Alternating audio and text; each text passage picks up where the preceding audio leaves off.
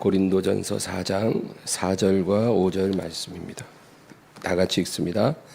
내가 자책할 아무것도 깨닫지 못하나 이로 말미암아 의롭다함을 얻지 못하노라. 다만 나를 심판하실 이는 주시니라. 그러므로 때가 이르기 전 곧 주께서 오시기까지 아무것도 판단하지 말라. 그가 어둠에 감추인 것들을 드러내고 마음의 뜻을 나타내시리니 그때 각 사람에게 하나님으로부터 칭찬이 있으리라. 아멘. 오늘은 하나님의 공의 앞에 잠잠하라 라는 제목으로 말씀을 나누려고 합니다. 네, 우리가 잘 사용하는 말 중에 영성이라는 말이 있습니다. 영성. 그래서 뭐 영성 훈련을 한다. 또 어떤 사람이 영성이 깊다, 깊지 않다 이런 표현을 합니다. 근데 우리는 이 단어의 의미를 어떻게 이해하고 있을까요? 어떤 사람들은 이 단어를 남이 보지 못하는 것을 보고 듣지 못하는 것을 듣는 어떤 그런 초자연적인 것과 관련을 지어서 생각을 합니다. 또 남보다 어떤 영적인 지식이 또 많이 있는 사람을 영성이 있다 그렇게 우리가 생각하기도 합니다. 그러나 그것은 영성의 진정한 의미가 아닙니다.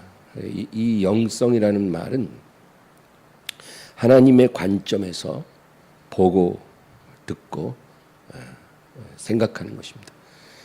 내 관점이 아니라 하나님의 관점, 하나님 입장에서 보고 듣고 생각할 수 있는 능력, 이것이 영성의 본질입니다.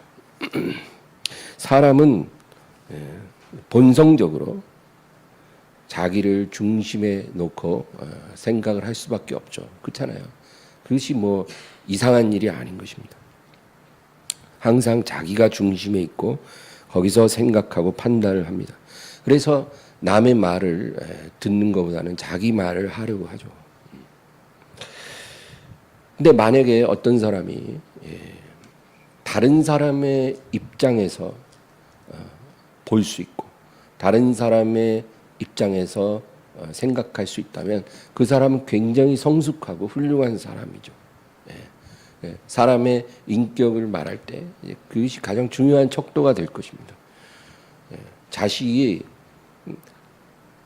부모의 입장에서 생각할 수 있는 자식이라면 굉장히 성숙한 자식입니다.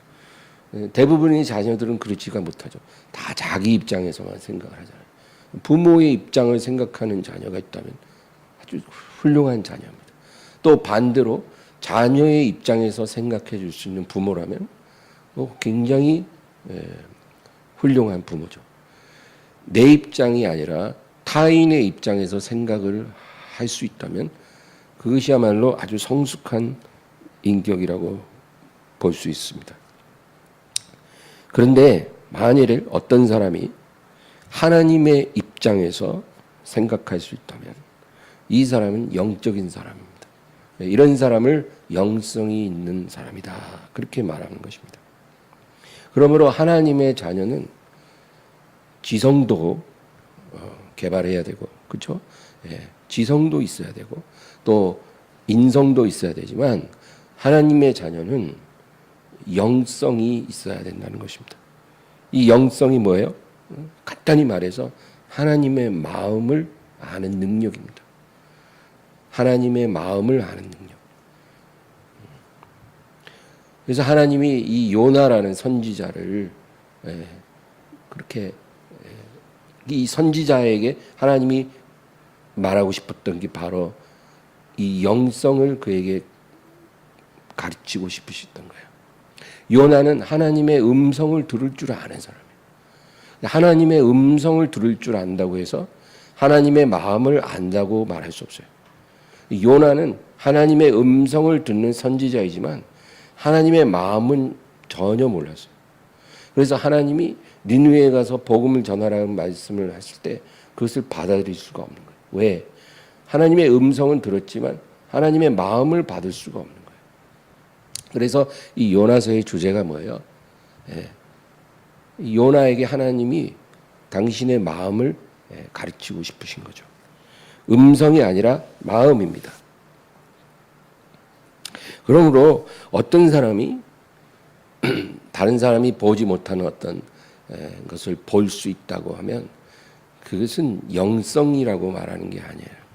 그걸 남이 못 보는 것을 본다고 해서 영성이 있다 그렇게 말하는 게 아닙니다. 꿈으로 환상으로 뭘 보는 사람들이 그 영성이 있는 게 아닌 거예요. 그거는 그냥 신기가 있는 거예요. 신기. 신기가 있다고 해서 영성을 갖췄다고 말할 수 없어요. 영성이라는 것은 하나님의 마음을 아는 능력입니다. 그걸 어떻게 우리가 가질 수 있습니까? 이것을 우리 안에서 이루기 위해 성령님이 우리 안에 임하신 거예요. 하나님이 우리에게 성령을 주신 것은 영성을 우리에게 선물로 주시기 위함입니다. 그러니까 하나님의 마음을 알게 하려고 성령이 우리에게 오셔서 우리 마음을 감동하기도 하고 또 우리가 성경을 읽을 때 그것을 깨달을 수 있도록 진리의 빛을 볼 수 있도록 도와주시는 분. 그래서 자꾸 뭘 들으려고 그러고 보려고 그러고 우리가 이런 마음보다는 하나님의 마음을 알기를 사모하는 그런 사람이 되어야 되는 것입니다. 하나님은 영이십니다. 그래서 하나님은 원래 사람을 지을 때 영적으로 사람과 교제하기를 원하신 거예요. 그래서 사람은 원래부터 이 육체를 입고 있지만 영적인 존재였습니다. 그래서 하나님과 교제하고 하나님의 음성에 순종하며 살도록 지음을 받은 존재예요. 근데 아담이 범죄를 한 다음부터 점점 하나님과 교제할 수 있는 이러한 영성을 잃어간 것입니다. 시편 14편 2절 3절 읽겠습니다. 여호와께서 하늘에서 인생을 굽어 살피사 지각이 있어 하나님을 찾는 자가 있는가 보려 하신즉 다 치우쳐 함께 더러운 자가 되고 선을 행하는 자가 없으니 하나도 없도다. 하나님이 하늘에서 이 땅을 굽어 보시고 찾으시는 게 있어요. 그게 뭐예요? 지각이 있는 자. 그러니까 하나님을 찾는 자가 있는가 찾으시는데 한 명도 찾지 못했다는 겁니다. 그러니까 영성을 갖고 하나님의 마음을 아는 자, 하나님의 마음을 알려고 노력하는 자를 찾으셨지만 한 명도 찾을 수가 없었더라는 것입니다. 아담 이후로 사람들은 점점 이 영성을 잃어갔어요. 하나님과 교제가 끊어진 것입니다. 그리고 완전히 육적으로 변해갔습니다. 영성이 사라지고 본능만 막 불타오르는 그런 존재가 된 것입니다. 창세기 6장 3절 읽겠습니다. 여호와께서 이르시되 나의 영이 영원히 사람과 함께하지 아니하리니 이는 그들이 육신이 됨이라. 그러나 그들의 날은 120년이 되리라 하시니라. 그러니까 나의 영이 영원히 사람과 함께하지 아니하리니 이 말은 이제 사람과 하나님이 영적으로 교제를 할 수가 없게 되었다 그 말이에요. 왜? 그 이유는 그들이 영성을 완전히 잃어버리고 육신이 되었기 때문이다. 육신이 되었다는 말은 본능의 사람이 되어버렸다 그 말입니다. 성경에서 육신이라고 표현될 땐 두 가지 의미가 있어요. 우리 한글 성경에는 육신이라는 단어로만 표현되어 있지만 영어 성경에는 육신이 두 가지 의미가 있어요. 바디가 있고 플래시가 있어요. 바디, 플래시 두 가지 의미로 나뉘어요. 근데 이 바디라는 거는 그냥 우리의 영혼을 감싸고 있는 이 몸을 말하죠. 우리가 숨쉬고 활동할 수 있는 이 몸, 우리의 자연적인 몸을 우리가 영어에서는 바디라고 그래요. 바디. 근데 이건 아무 문제가 없어요. 이거는 잘못된 게 아니죠. 근데 플래시라고 하는 그 이 육신이라는 것은 완전히 이 죄성이 끓어오르는, 죄성을 뿜어대는 그 타락한 육체를 말합니다. 그래서 하나님이 그들이 육신이 되어버렸기 때문에 내가 영적으로 그들과 영원히 함께 할 수가 없다. 그렇게 말한 것은 바디가 아니라 플래시. 그들이 이 본능의 고기 덩어리가 됐다 그 말이에요. 육체 덩어리가 됐다. 본능으로만 사는 육체 덩어리가 되었기 때문에 내가 그들과 함께 할 수가 없다. 그래서 하나님이 홍수로 인류를 심판하십니다. 그리고 노아의 가족으로부터 다시 시작하셨지만 인류의 타락은 멈추지 않았어요. 로마서 3장 9절에서 12절입니다. 그러면 어떠하냐? 우리는 나으냐? 결코 아니라. 유대인이나 헬라인이나 다 죄 아래 있다고 우리가 이미 선언하였느니라. 기록된 바 의인은 없나니 하나도 없으며 깨닫는 자도 없고 하나님을 찾는 자도 없고 다 치우쳐 함께 무익하게 되고 선을 행하는 자는 없나니 하나도 없도다. 예. 그러니까 이것이 하나님의 결론이에요. 홍수로 심판하고 노아의 가족으로부터 다시 시작했으나 인류는 다시 원래의 모습으로 급격하게 돌아갔다는 거죠. 스스로 진리를 깨닫는 자도 없고 하나님을 찾는 자도 없고 선을 행하는 자도 없고 하나님 보시기에 의인이 한 명도 없다. 하나도 없다. 그렇게 선언하신 거예요. 여러분, 그게 우리의 실존이에요. 우리는 뭐 내가 저 사람보다 좀 더 양심 있고 내가 저 사람보다는 좀 더 착하고 뭐 이런 생각을 할지 모르지만 하나님이 보실 때는 온 인류가 다 치우쳐 무익하게 되고 선을 행하는 자는 없나니 하나도 없다는 것. 그것이 우리의 실존입니다. 그래서 구약의 욥기에 보면 이 욥이라는 사람을 이제 하나님이 칭찬을 합니다. 복이 드문 의인이라는 거죠.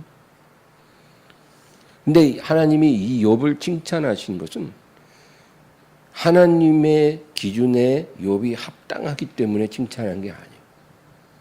하나님 앞에서는 어떤 사람도 의로울 수가 없어요.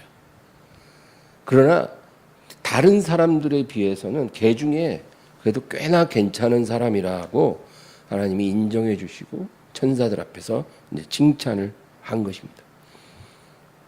그런데 이제 이 욥에게 엄청난 고난이 왔잖아요.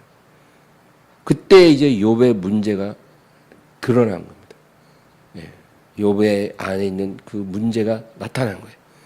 욥은 자기를 스스로 의롭게 여기는 그런 사람이었습니다. 그렇기 때문에 자기 인생에 이해할 수 없는 엄청난 고난이 와서 모든 걸 다 잃어버리게 되자 그 마음에 분노가 생겼어요. 내가 당한 일들을 나는 받아들일 수 없다는 거예요.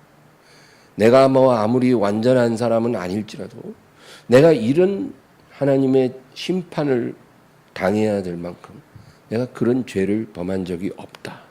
그렇게 억울하게 생각한 거예요. 예.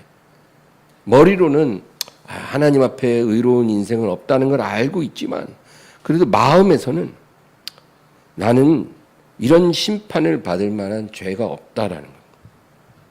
지금의 상황이 너무나 이해할 수 없고 부당하다 그거예요. 욥기 40장 6절에서 8절 읽겠습니다.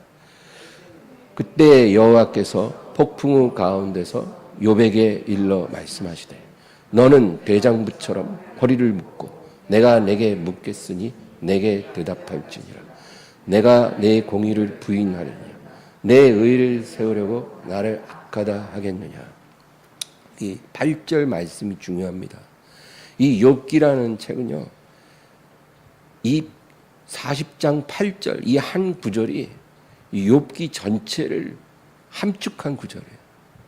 그러니까 우리가 만약에 욥기에서 딱 한 구절로 욥기를 설명하려고 하면 이 40장 8절 네가 내 공의를 부인하려느냐? 너의 의를 세우려고 나를 악하다 하느냐?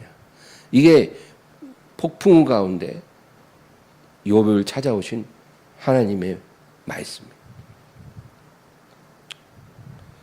하나님이 이 정직하고 의로운 욥을 마귀가 시험하도록 허락하신 목적이 바로 이거예요. 하나님은 사랑하는 욥에게 이것을 깨닫게 해주고 싶은 거예요. 네가 아무리 이 세상에서 의로운 인생이라 할지라도 하나님의 공의 앞에서 너는 결코 의로운 존재일 수 없다. 그거를 이 욥이 알지 못했거든요. 그러니까 하나님이 욥에게 이 보석 같은 진리를 가르쳐주고 싶으신 거예요. 하나님의 공의가 뭔지 욥은 몰랐어요. 그냥 자기가 만들어온, 자기가 세워온 의만 알고 있지 하나님의 공의가 무엇인지 욥은 몰랐어요. 여러분, 하나님의 공의가 뭘까요? 하나님의 공의, 성경에 이 단어가 많이 나오잖아요. 하나님의 공의는 하나님이 인정하는 의의 기준입니다. 하나님이 인정하는 의의 기준. 그러므로 이 세상 어떤 인생도 이 하나님의 공의에 스스로 도달할 수가 없는 거예요.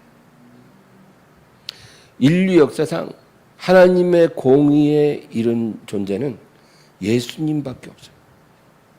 예수님만이 하나님의 공의를 이루신 분이지 어떤 인생도 하나님의 공의를 자기 힘으로 이룰 수가 없어요. 욥이 이거를 모르는 거예요, 지금.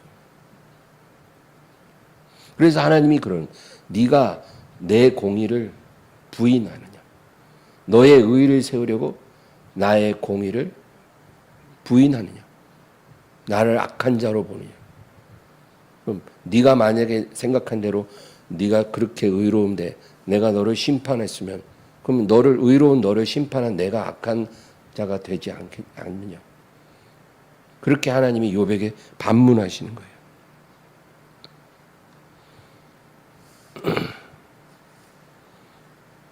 모든 인생은 하나님의 공의 앞에서 다 심판받을 수밖에 없는 존재라는 거. 그거를 하나님이 욥에게 가르쳐 주신 거예요.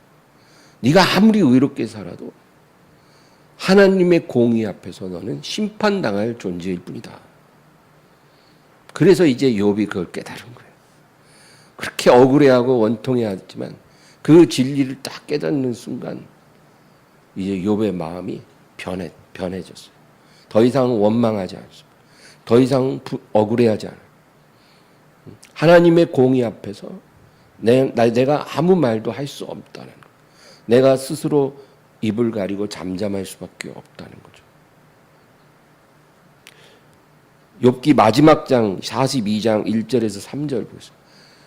욥이 여호와께 대답하여 이르되 주께서는 못하실 일이 없사오며 무슨 계획이든지 못 이루실 것이 없는 줄 아오니 무지한 말로 이치를 가리는 자가 누구니까? 나는 깨닫지도 못한 일을 말했고 스스로 알 수도 없고 헤아리기도 어려운 일을 말했나이다. 여기서 2절을 보면 주께서는 못하실 일이 없사오며 무슨 계획이든지 못 이루실 것이 없는 줄 아오니. 이게 무슨 뜻이냐면 하나님은 우리 인생에게 어떠한 심판을 내릴지라도 그것은 결코 부당한 것이 아니라는 겁니다. 하나님의 공의는 언제나 정당하다는 겁니다. 그것을 이제 욥이 고백을 하는 거예요. 그러므로 내 인생에 임한 이 엄청난 재앙도 사실은 부당한 것이 아니다. 그 얘기. 내가 이제까지 무지한 말로 하나님의 공의를 내가 가리웠다. 내가 깨닫지 못한 것을 말했고 스스로 알 수도 없고 헤아리기 어려운 일을 내가 말했다. 그렇게 인정을 합니다. 그 다음 6절 보겠습니다. 그러므로 내가 스스로 거두어드리고 티끌과 죄 가운데서 회개하나이다. 내가 이제까지 어리석게 말한 원망의 말, 그런 억울함을 토로한 말을 내가 다시 거두어드리고 하나님께 회개합니다. 예, 이제 욥이 엄청난 영적 축복을 받은 거예요. 하나님이 욥에게 엄청난 영적 선물을 주신 거예요, 지금. 근데 지금 이 놀라운 은혜가 임할 때 욥이 당한 재앙은 그대로 있었어요. 진행 중이에요. 욥은 여전히 병들었고 또 그의 재산은 하나도 남지 않았고 그의 자녀들은 이미 다 죽었기 때문에 돌아올 수 없고 그의 아내도 떠나가서. 그런데 하나님께서 욥을 찾아와서 욥이 지금 잘못 생각하고 있는 그 하나님의 공의를 부인하고 자기 의를 세웠던 그런 실수를 인정하고 회개를 하도록 인도해 주신 거예요. 그래서 욥이 하나님께 이 부분을 회개하고 나니까 이제 하나님이 원하는 것이 이루어진 거예요. 하나님은 욥이 영성의 사람으로 변화되기를 원하신 거예요. 그게 되고 나니까 그 다음에 하나님이 욥을 회복시켜 주신 거예요. 그래서 병도 나았습니다. 모든 병이 다 나았어요. 그리고 그 재산은 갑절로 더 채워주셨어요. 그 어마어마한 재산을 잃어버렸는데 갑절로 채워주시고, 그리고 자녀들 7남 3녀 다 죽었잖아요. 그 죽은 자녀는 돌아오지 못했지만 하나님이 또 다른 7남 3녀를 주셨어요. 그러니까 그것도 갑절이에요. 왜? 천국 가면 14남 6녀가 있을 거니까. 그러니까 그것도 갑절이에요. 그 아내 얘기는 안 나와요. 아내가 다시 왔는지 어찌 됐는지 그건 모르겠어요. 하나님이 욥을 회복시켜 주신 것입니다. 구약에서 이 하나님은 하나님의 공의를 우리에게 말씀하는데 신약에서도 이 중요한 진리를 강조하고 있습니다. 인간은 자기 스스로는 하나님의 공의에 이를 수 없다는 것입니다. 그것은 신약 구약의 그 전체를 관통하는 진리예요. 인간은 절대로 자기 힘으로 하나님의 공의에 이를 수 없다. 그러니까 결국 인간이 구원받으려면 어떻게 해요? 자기가 하나님의 공의를 이룰 수 없으니까 구원을 받지 못하잖아요. 그러니까 하나님이 하늘에서 내려오신 하나님의 공의를 우리에게 선물로 주신 거예요. 그분이 바로 예수입니다. 하나님의 선물이고 하나님의 구원이고 하나님의 공의예요. 우리가 만들 수 없는 하나님의 공의를 아버지께서 친히 우리를 위해 하늘에서 보내주신 거예요. 그래서 우리가 구원받으려면 어떻게 해야 돼요? 우리가 아무리 의롭게 살아도 구원 못 받아요. 그러나 유일한 방법은 하나님의 공의 되신 예수님을 믿는 거예요. 그러면서 예수님을 믿을 때 그 공의를 우리가 옷 입게 되는 거예요. 그래서 그 옷을 입고 우리가 천국 문을 들어갈 수가 있는 거예요. 구원받을 길은 이것밖에 없어요. 하나님의 공의를 나의 의로 덧입는 것, 이것만이 구원에 이를 수 있는 진리예요.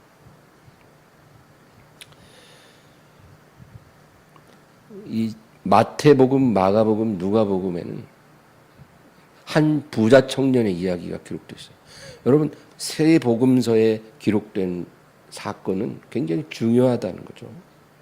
마태, 마가, 누가가 다 이 사건을 기록하고 있다는 것은 그만큼 성령께서 중요하게 우리에게 말해주는 이야기인 것입니다. 이 부자 청년이 예수님을 찾아왔어요. 이 청년은 굉장히 훌륭한 청년이에요. 재산이 많은 부자임에도 유대인의 율법을 어려서부터 철저히 지켜온 그런 아주 올바르고 훌륭한 청년입니다. 그런데 이 올바르고 훌륭한 부자 청년이 예수님께 왜 찾아왔냐면 그 마음에 질문이 있는 거예요. 내가 어려서부터 율법을 지켜왔지만 내 마음에 구원의 확신이 없다. 내가 정말 이렇게 율법을 지키며 살아도 이제 구원을 과연 받을 수 있는가? 그 확신이 없는 거예요.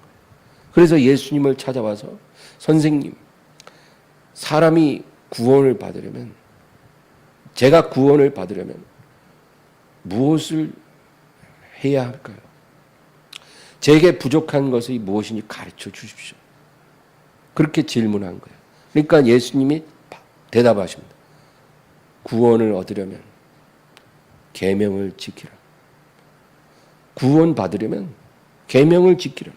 이게 무슨 말이냐면 네 힘으로 하나님의 의에 도달하라 그 말이에요. 계명을 완벽하게 지키는 게 하나님의 의거든요. 그러니까 그렇게 되면 너는 구원을 받을 수 있다라는 겁니다. 이 말씀이 틀린 말은 아니죠. 근데 예수님은 어떤 인생도 자기 힘으로는 하나님의 공의에 이를 수 없는 걸 알고 계시고 이 청년을 교훈하기 위해서 이렇게 말씀을 한 거예요. 마태복음 19장 18절에서 22절. 이르되 어느 계명이오니까 예수께서 이르시되 살인하지 말라, 간음하지 말라, 도둑질하지 말라, 거짓 증언하지 말라, 내 부모를 공경하라, 내 이웃을 내 자신과 같이 사랑하라 하신 것이니라. 그 청년이 이르되 이 모든 것을 내가 지키었사온데 아직도 무엇이 부족하니까? 내가 온전하고자 할진대 가서 내 소유를 다 팔아 가난한 자들에게 주라. 그리하면 하늘에서 보화가 내게 있으리라. 그리고 와서 나를 따르라 하시니 그 청년이 재물이 많음으로 이 말씀을 듣고 근심하며 가니라. 이 청년이 정말 놀라운 청년이에요. 예수님이 계명을 지키라. 부모를 공경하고 간음하지 말고 도둑질하지 말고 살인하지 말고 이것을 지키라. 그러니까 내가 이것은 어릴 때부터 다 지켜왔습니다. 무엇이 더 부족합니까? 그렇게 대답을 했다는 거예요.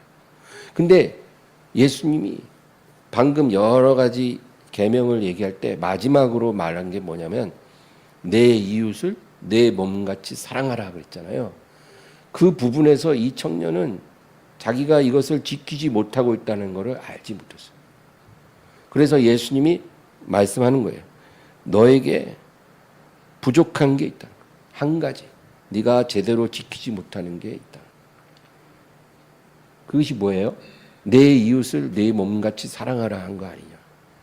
여러분, 내 이웃을 내 몸같이 사랑하라는 그 계명을 지키려면요.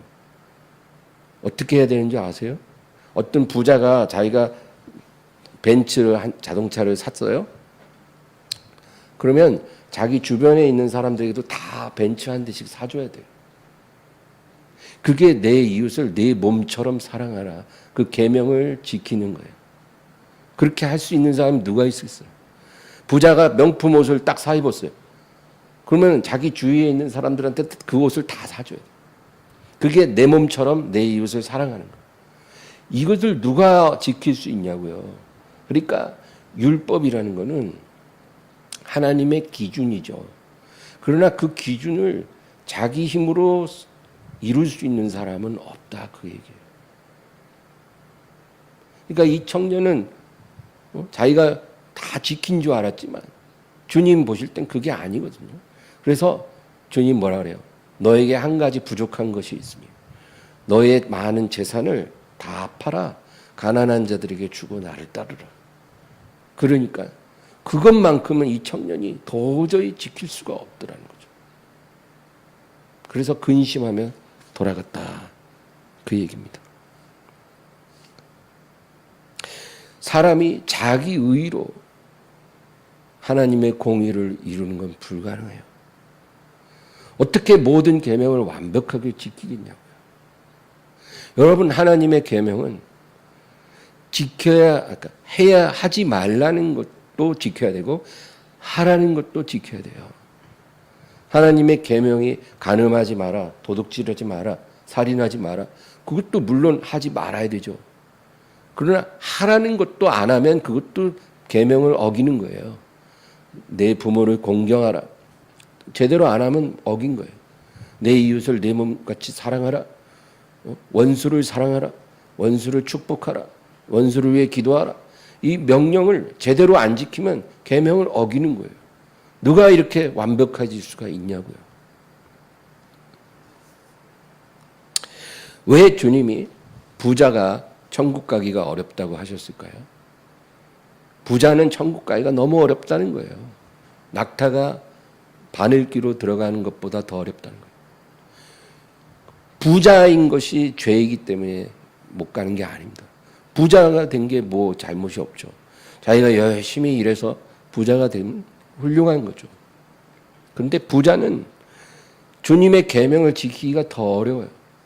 내 이웃을 내 몸같이 사랑하라는 이 한 계명을 지킬 수가 없는 거예요. 이것은 부자만 해당되는 게 아니라 우리 모두도 해당되는 거예요. 예.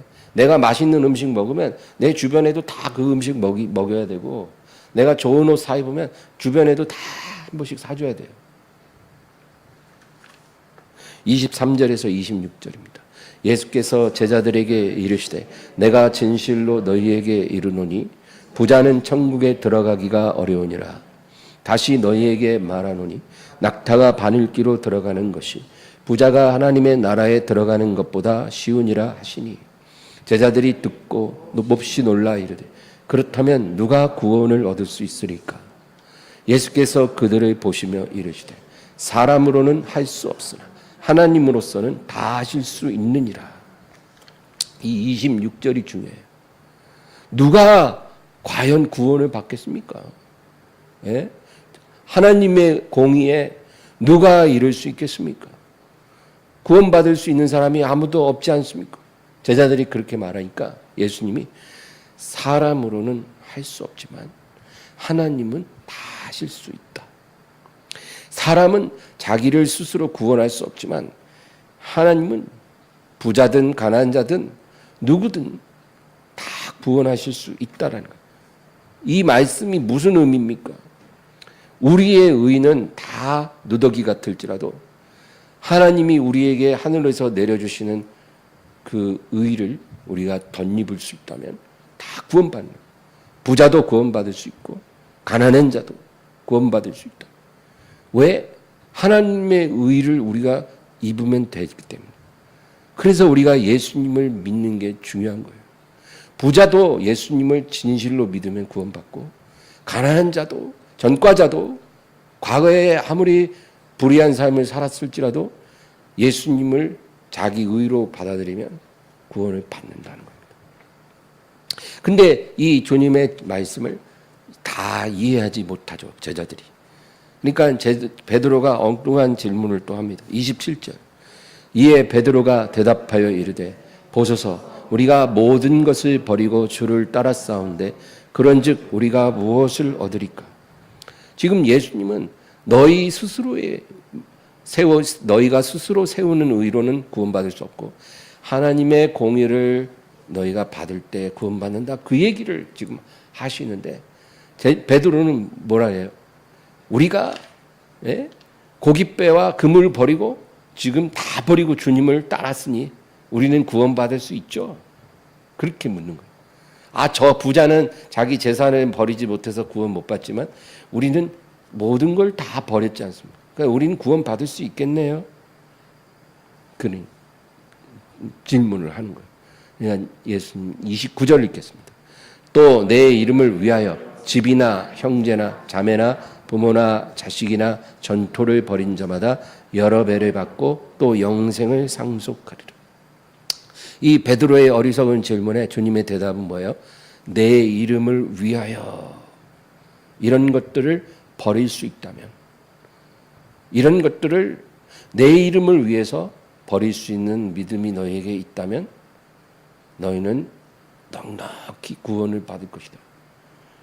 여러 배로 보상도 받고 영생을 상속하리라. 그렇게 말씀. 여기서 핵심이 내 이름을 위하여입니다. 이게 뭐예요? 예수님을 믿는 믿음을 말하는 거예요. 자기 의를 세우려고 이런 것들을 버리라 이 말이 아니라 나를 믿는 그 믿음 안에서, 나를 믿고 나를 사랑함으로 인해서 너희가 집이나 형제나 자매나 부모나 자식이나 전토를 포기할 수 있다면 이 중에 한 가지라도 포기할 수 있는 마음을 갖고 있다면 너희는 구원받으리라. 이게 자기의가 아니라 믿음으로 말미암아 그렇게 할 수 있다면 그 얘기예요. 내 이름을 위하여. 그러니까 예수님은 시종에 의한 우리에게 구원의 길, 영생의 길을 말해 주시는데 그것은 우리가 세우는 의가 아니라 예수님을 우리가 믿고 하나님의 의로 말미암아 구원을 받아야 된다. 그리고 예수님을 사랑하는 마음으로 너희가 선한 일을 행한다면 그것에 대한 보상과 영생을 확실히 상속받게 되리라.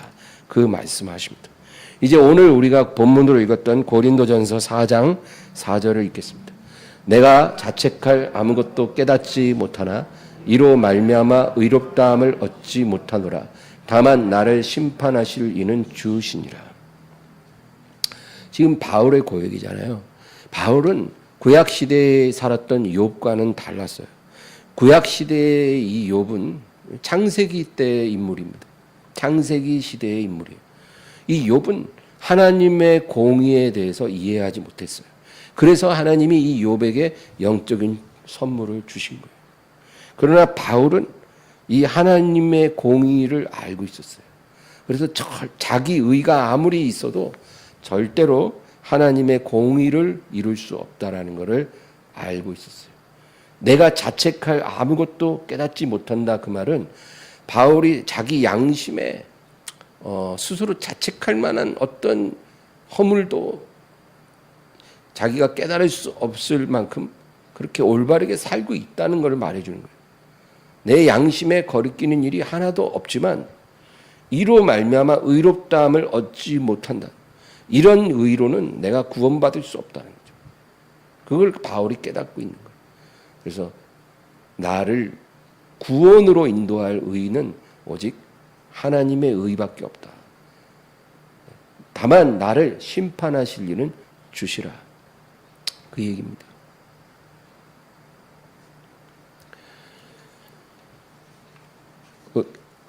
하나님의 공의 앞에서 바울은 자기 의를 조금도 내세우거나 자랑하는 마음이 없다는 거예요.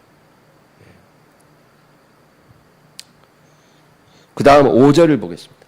그러므로 때가 이르기 전 곧 주께서 오시기까지 아무것도 판단하지 말라. 그가 어둠에 감추인 것들을 드러내고 마음의 뜻을 나타내시리니 그때 각 사람에게 하나님으로부터 칭찬이 있으리라. 그러니까 때가 이르기 전 곧 주께서 오시기까지 아무것도 판단하지 마라. 그러니까 우리 주님이 강림하실 때 모든 진실이 드러나고 각 사람의 마음의 뜻이 그날의 판단을 받을 것인데 그때까지 너희는 아무것도 판단하지 말라는 것입니다. 이게 무슨 말일까요? 우리는 오직 하나님의 의가 되신 예수님을 믿음으로 구원을 받고 천국에 들어가는 거예요. 그거는 이 자리에 있는 우리 모두가 다 동일한 거예요. 저와 여러분이 오늘 저녁에 주님이 강림하셔서 주님 앞에 서게 되고 우리가 천국에 들어가게 된다면 우리가 천국에 들어가는 이유는 다 똑같아요. 하나님의 공의이신 예수님을 믿었기 때문에. 우리가 가진 여러 가지 다른 의는 다 누더기 같은 거예요. 아무 소용이 없어요. 구원받는 데는 소용이 하나도 없어요. 예수님을 우리가 믿었기 때문에 구원을 받은 거예요. 그러나 이제 우리가 천국에 들어간 뒤에 우리 각 사람이 이 세상에서 믿음으로 행한 선한 일들이 있을 거 아니에요. 자기 의를 위해서 행한 게 아니라 우리가 예수님을 믿었기 때문에 믿는 자로서 회개의 열매를 맺기 위해서 우리가 선한 일들을 많이 할 거 아니에요. 그것에 대해서 주님이 각 사람을 그 감추어진 은밀한 선행들을 다 드러내시고 우리의 마음의 동기를 드러내시고 우리에게 칭찬하시고 상을 주신다 그 말이에요. 그러니까 그때 가서 우리 각 사람을 주님이 칭찬해 주실 때까지 너희는 지금은 아무것도 판단하지 말라는 거예요. 뭐 내가 저 사람보다 훨씬 더 내가 믿음으로 많은 일을 하고 있지. 내가 우리 교회에서 내가 그래도 믿음으로 제일 훌륭한 섬김을 하고 있다. 이런 식으로 다른 사람과 비교해서 나 자신을 판단하지 말라. 판단하지. 오직 판단하실 일은 주시라. 그때 하나님이 각 사람에게 칭찬을 하시는 거지. 그 전에는 너희는 자기의 선행에 대해서 판단하지 마라. 그러니까 여러분, 우리가 이 세상을 살 때는 오직 예수님, 하나님의 공의로우신 예수님만 우리가 자랑하고 그분께 영광과 찬양을 돌리면 돼요. 예, 그것밖에 우리가 할 일이 없어요. 오직 예수로만 자랑해야 돼. 다른 자랑이 이 세상에서 우리에게 있어서는 안 돼. 우리를 구원하신 하나님의 공의이신 예수님만 자랑하고 기뻐하고 사랑하고 찬양하고 경배하고 그 이름 안에서 우리가 서로 사랑하고 서로를 섬기며 사는 거예요. 모든 영광을 하나님의 어린 양이신 예수님께만 돌리면서 우리는 이 세상에서 삶을 살아야 되는 거예요. 그리고 우리가 천국에 들어간 뒤에는 각 사람이 행한 대로 하나님이 판단하시고 각 사람에게 칭찬을 주시고 보상을 주실 것이라는 거죠. 또 그날에 우리가 받을 칭찬과 상급도 우리가 기대하며 살겠지만 지금부터 우리가 그거를 판단할 필요는 없다. 그래서는 안 된다. 그리고 우리가 이 세상에서 정말 까닭없는 고난이 우리에게 닥쳐오고 너무나 감당할 수 없는 억울함이 있을 때 여러분 억울해하지 말라. 원통해하지 말라. 그것입니다. 오늘 욥기 40장 8절 다시 볼까요? 내가 내 공의를 부인하려느냐 네 의를 세우려고 나를 악하다 하겠느냐. 이 구절을 꼭 기억하세요. 우리의 삶에 일어나는 모든 일들, 그것이 좋은 일이 됐든 안 좋은 일이 됐든 억울한 일이 됐든 이해할 수 없는 일이 됐든 간에 그 모든 것은 하나님의 공의로우신 보좌에서 우리에게 임한 선한 일이란, 내가 이해가 안 되고 억울하게 느껴진다고 해서 하나님의 공의를 악하다고 우리가 원망하지 말아야 돼. 원망하지 마라. 이 말이 참 중요한 말이에요. 우리가 원망할 때 하나님의 공의를 부인하는 거예요. 우리는 그러지 말아야 돼요. 이해가 안 되고 너무 힘들어도 이 모든 것이 하나님의 공의로우신 섭리라는 것을 우리가 받아들이고 내가 인내하며 믿음으로 주님을 기다리면 은혜로우신 하나님께서 그 공의 안에서 나를 일으켜 주시고 더 아름다운 축복으로 인도해 주실 것을 믿으며 살아야 될 줄로 믿습니다. 이렇게 승리하시기를 주의 이름으로 축원합니다. 하나님 아버지 감사합니다. 오늘도 말씀을 붙잡고 기도하게 도와주시고 아버지 하나님 주여 주님 앞에 서는 날까지 오직 예수님만 자랑하게 하옵소서. 예수님만이 우리의 기쁨이요 영광이요 생명이요 축복이요 자랑이 되게 하옵소서.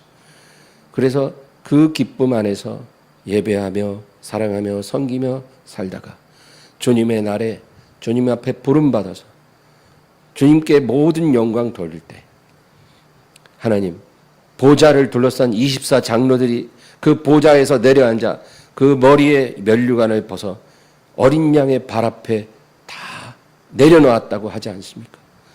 바로 우리도 주님 앞에 갈 때 그렇게 될 것을 우리가 압니다. 우리가 천국의 영광 안에서 기뻐할 때 우리를 구원해 주시고 우리를 그 자리까지 불러주신 것은 우리의 의가 아니라 바로 하나님의 의요 하나님의 사랑이었음을 우리가 깨닫고 모든 면류관을 주님 발 앞에 내려놓을 수 있게 하여 주시옵시고 그리고 각 사람이 믿음으로 행한 모든 것에 칭찬과 상을 주시는 하나님께 영광을 돌리는 그날이 오게 하옵소서. 모든 영광 주님께 돌리며 예수님의 이름으로 기도합니다.